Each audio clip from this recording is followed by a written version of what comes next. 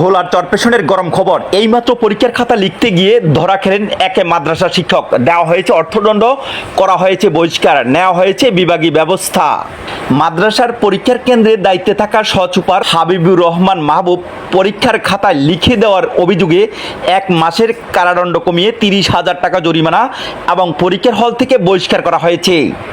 চরপেশন উপজেলা ভ্রাম্যমাণ আদালতের নির্বাহী ম্যাজিস্ট্রেট রাসনা শারমিন মিথি সন্ধ্যা 6:30 ঘটনার বহু সততা এবং যাচাই বাছাই করে এই আদেশ প্রদান করেন।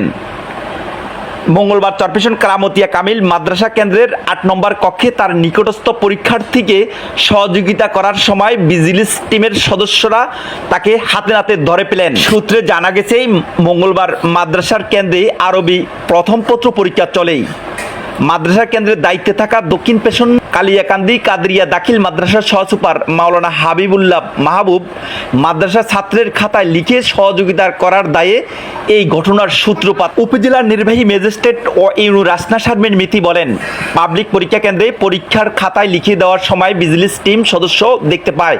বিষয়টি আমাকে অবগত করার পর বহু যাচাই বাছাই করে মাদ্রাসার সহসুপার মাওলানা হাবিবুল্লাহ মাহবুবকে পাবলিক পরীক্ষা অপরাধ 1989 খ আইনে 1 মাসের কারাদণ্ড কমিয়ে 30,000 টাকা জরিমানা এবং মাদ্রাসার সুপারকে তার বিরুদ্ধে লিখিতভাবে অভিযোগ করে বিভাগীয় ব্যবস্থা নিতে বলা হয়েছে। এছাড়াও পরীক্ষার কেন্দ্র থেকে তাকে দায়িত্ব পালন থেকে অব্যাহতি দেওয়া হয়েছে।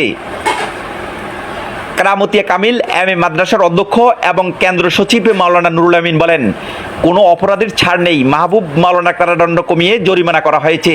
তবে উপজেলা নির্বাহী ম্যাজিস্ট্রেটের এমন কঠোর ভূমিকা এবং পরীক্ষা কেন্দ্রগুলোতে তদারকির পুরো উপজেলায় পরীক্ষা কেন্দ্রগুলোতে আতঙ্ক বিরাজ করলেও প্রশংসার দাবিদার হয়ে উঠেছে রাসনা শারমিন মিথি। ভোলার চরপেশন থেকে কামরুল শিকদার, চরপেশন টিভি।